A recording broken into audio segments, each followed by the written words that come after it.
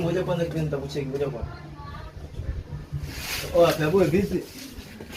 Oya, vipi shida? Mbona zaidi kwa bofu mwenyewe unajinamia hapo, shida nini? Acha tu ndugu yangu. Acha. Hebu amka kwanza, tuongee. Vipi mbona zaidi hivi tena zaidi kubwa kama hivi kwa soko tukatolewa ina shida?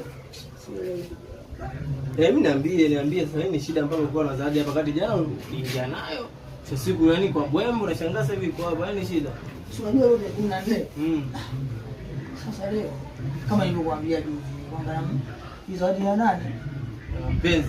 Shemeji yako. Sasa mimi leo nimempelekea kwa moyo mmoja ila akaikataa. Basi mimi nakuondoa shaka, ondoa. Kama imekataa basi yeye kwa ajili ya mazao mpendi mama.